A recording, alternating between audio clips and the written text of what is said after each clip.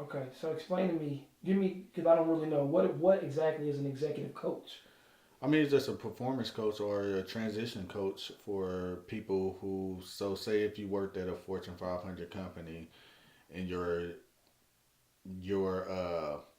higher ups thought they wanted to put you on a fast track, so they'll put you with an executive coach to make sure that you're doing all the right things to get you move you up higher. Or if you're not performing as well, then they'll put you with a performance executive coach to make sure to get you back on the right track. So it's several different things. It's kind of broad. It's just somebody who is almost like a life coach within that business Okay, to help you with your behaviors. so Because that it could might be, be certain behaviors help you see it from somebody else's perspective okay, and different things like that. so it can be for an individual running a business, an entrepreneurship, or it can be Yeah. for an individual within a corporation. Yeah, it can be individual with a corporation, or it can be like a, a one man show who running his business. You can have an executive coach for Okay, I got it. because it's all the. That's one of the things they taught us is just like, well, do you have to be a specialist in that field? Maybe on the consulting side, but not on the executive coach side because it's just all about your behaviors Okay, and what you're doing, and if you how you interact with people or interact with your team or whatever's going on. okay, I got it. Yeah. So, what made you decide to go back to college? Because you've already graduated, right? You had Yeah, I to, have my undergrad. Yeah, I graduated my undergrad. Well, first of all, the NFL is paying for it, so right, right, it was free to go back. And I wanted to go back to either get my MBA or some leadership masters, or and this is kind of tied towards leadership. right. There's something to help players, to help me help players when they transition out. And that's one of the reasons I chose this program. It was another guy, his name is Hussein. He just graduated this past May from the program. Right. And I know two other people who graduated from the program and they all loved it. They all loved it. But it's just something that can help me help players. I mean, when they transition, it just help anybody. It help my business. It Right. helped me with the people, the clients I speak with, or the relatives, the mortgage people I work with, on how we can work better as a team. Okay. I think that's big. So it's Yeah, gonna allow you to do work, be a man of many hats, so to yeah, say. Help you with your business, individuals, players that are transitioning. Okay. I think that's gonna be big time. yeah, 'Cause it sounds like that's something that's definitely needed, especially for entrepreneurs in your position that's transitioning from any field, whether it be a professional athlete to entrepreneurship or just from a corporation to an entrepreneur, just any type of movement that you got to make. I think it would be nice to have somebody in place that can help you through that transition. yeah. And that's one thing I about the transition. The reason I wish I would use my platform. It was Gary Vee who said it. He was like, imagine if you're an active player in the city of Dallas on the Dallas Cowboys, and you can probably reach out to any CEO here Anybody, yeah. and ask them if you can come shadow them for a day. If they can be your mentor, they probably wouldn't turn down that call. Oh, But the absolutely. minute you get cut and you're not relevant anymore, Right, you reach out to that same CEO and you won't get a call back. right. So that's why players should use the platform. And it's some players out there they do They use it. understand Yeah, it. they They use understand it. that. But others don't because I mean we're taught to have our blinders on. Right, We're taught that. We taught to just concentrate on football and make the team, especially majority of players when you think about it, majority of players that make it there are bubble players. I mean, you can get cut any day. yeah. There's a small percentage of players that just know that they don't have to fight for a spot. Right. They're shooing every year. Okay, I think that's great advice and a good example of what you mean by using why you have the platform, using it. Because I never thought about it like that, but hearing you saying it, I think that's probably excellent advice. While you are one of these players or one of these teams in any city, Yeah. you should be reaching out. While you're relevant. Yeah, while you're relevant and you know setting yourself up for something after football, because that call more than likely would get answered by, Yeah. by anybody, the biggest CEOs.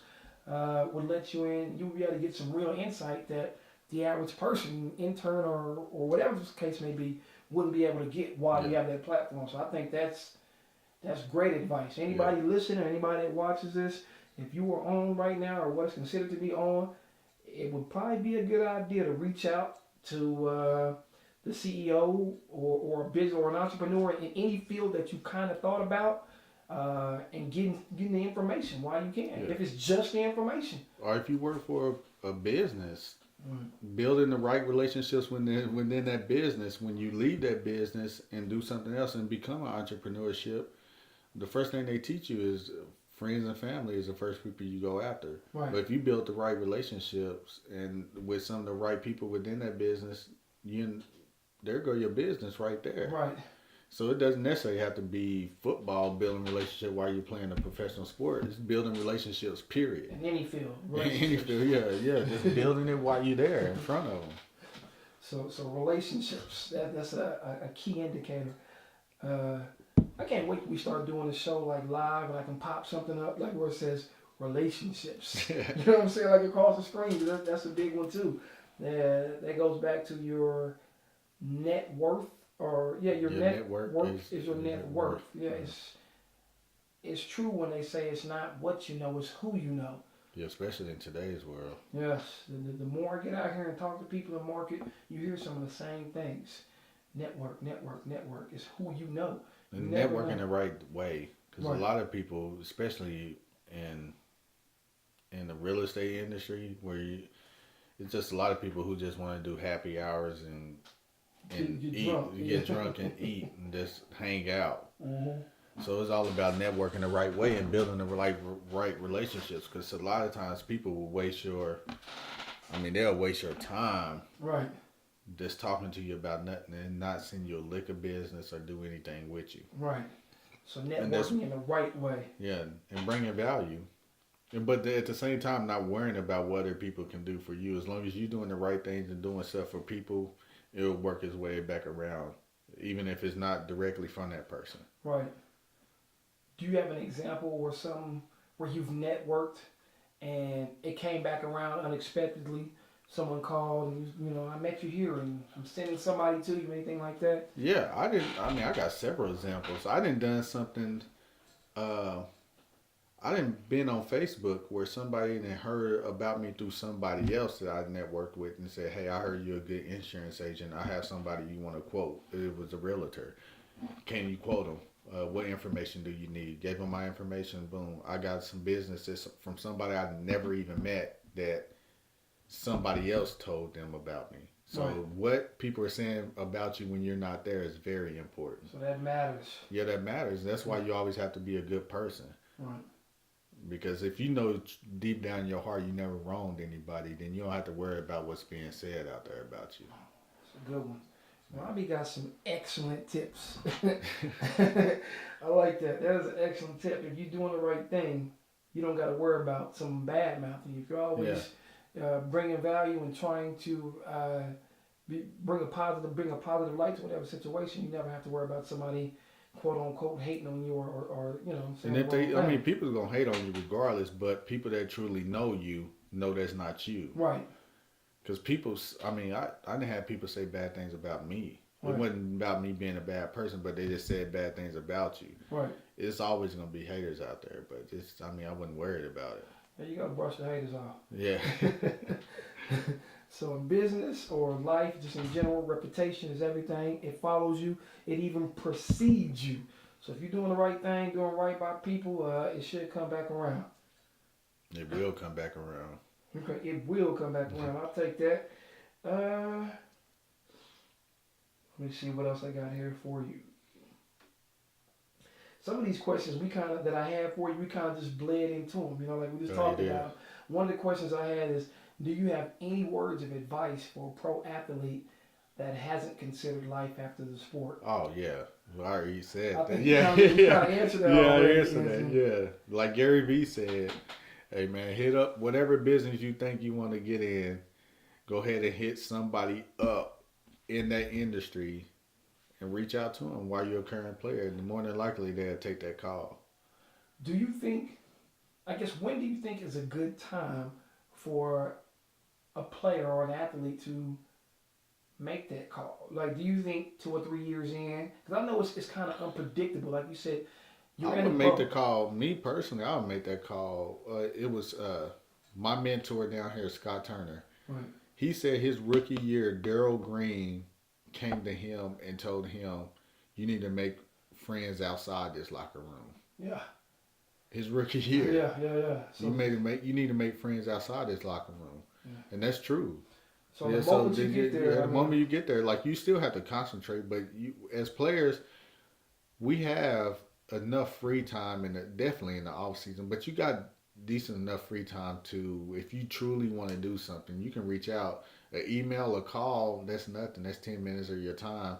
You have free tickets, and they'll appreciate that. They'll remember you gave them tickets yeah.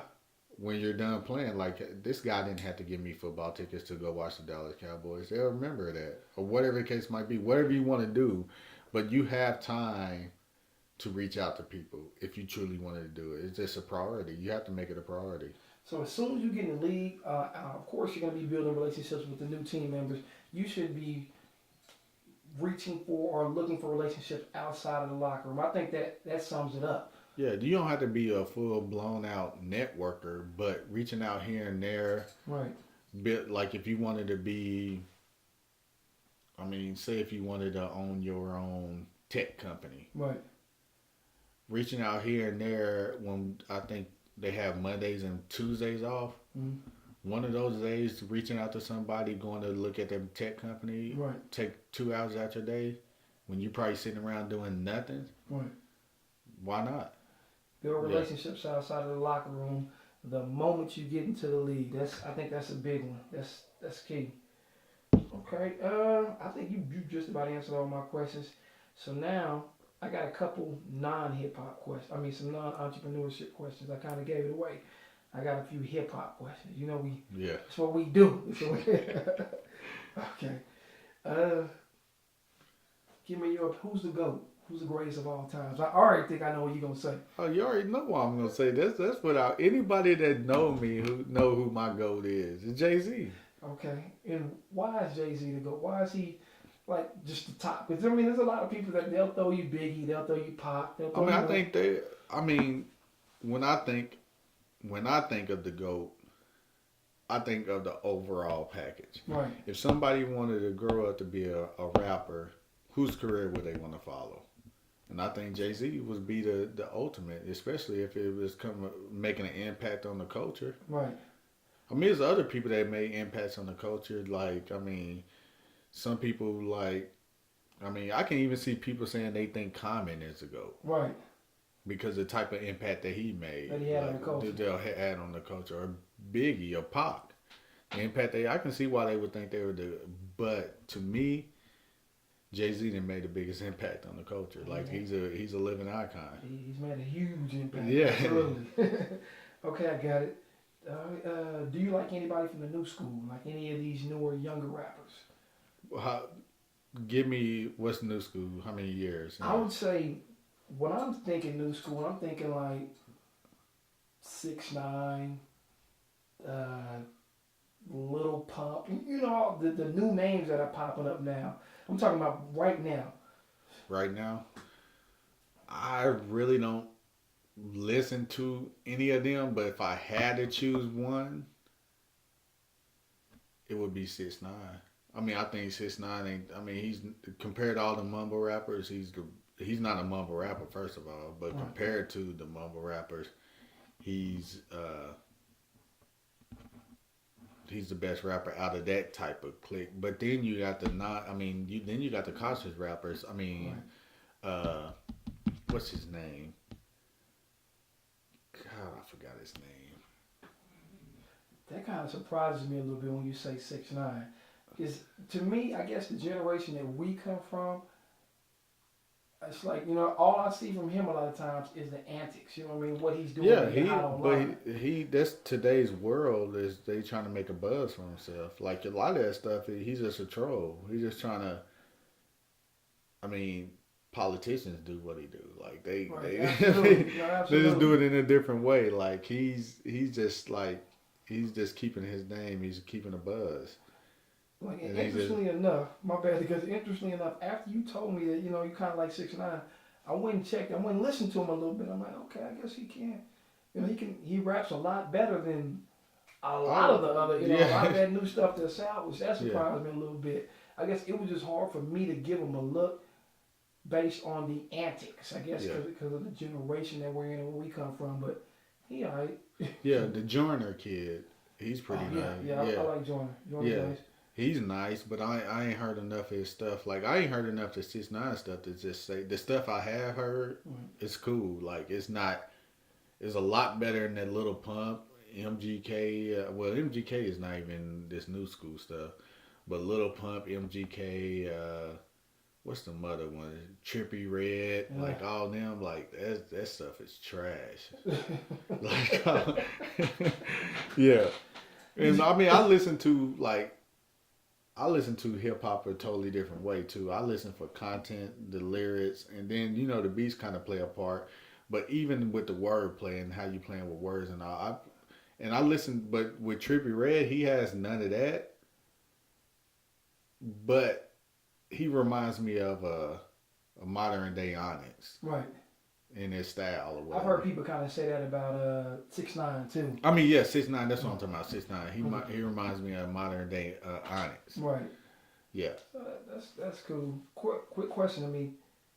Did you like the MGK dish when he dissed Eminem? What did you think about that? Yeah, I liked it. It was clever. I mean, but like, he was dissing him, but at the same time saying he was like his biggest fan. Right. But it was clever. It was calculated. Right. Yeah. I mean, yeah. Did you like MGK or did you like Eminem's response? Yeah, I like Eminem's response, but if I had to choose one, I'll probably choose M's response. Yeah, M did go hard. He kind of went at it. I mean, but like in their situation, I don't know which one is speaking facts though, because I would choose the one who is more truthful.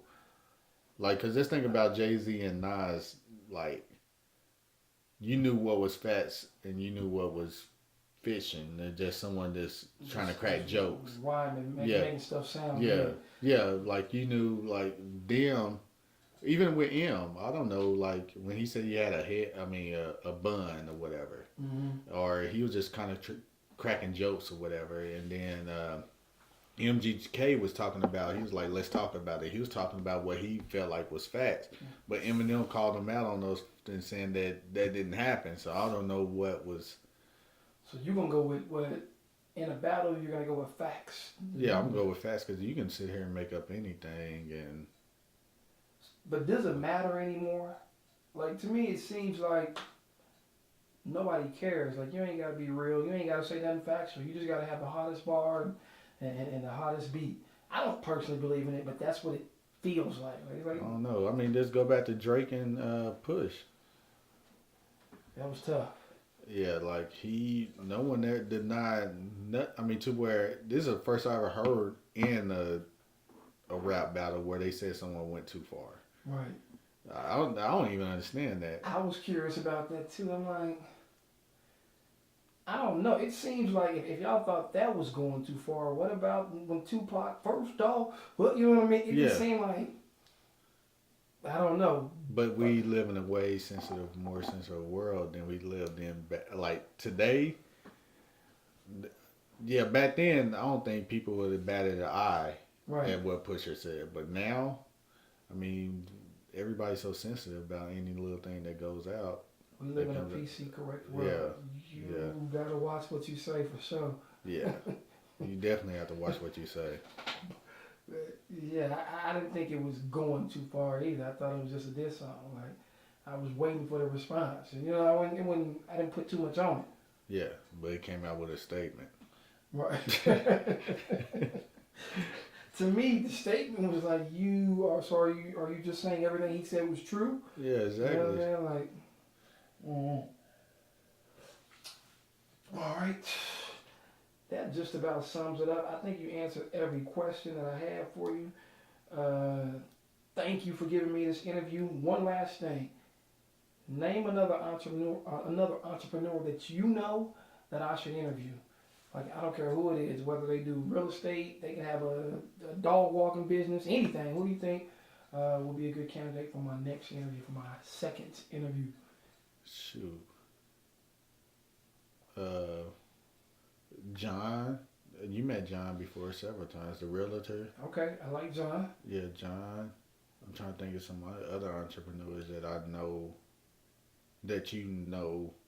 It don't even got to be anybody that I know, just anybody like that you would refer, like anybody you think that I should interview. Like, matter of fact, with John, if you can give him a call for me, I'll definitely reach out to him and see if we can schedule something. But yeah, I'll give you a call. I'll let him know. yeah, that's it. Yeah, he'll more than likely do it as long as y'all get on the same schedule, and he'll probably do it at his office. Yeah. That works for me. That's perfect. So, man, that is it. I guess let the people know how they can contact you again. If they need insurance, give them all your information, all your socials. I mean, not your social security, but your social media logins. Oh, yeah. All of that. So how can people reach you? 214-702-5255. My email is rbryant1 @farmersagent.com. And then all my social media stuff is through my name, Romby Bryant, and my handle will pop up on all of them. So Romby Bryant on all social, Instagram, Facebook, Twitter, all the above. All right, man. I think that is it. We wrapping this up. Appreciate it.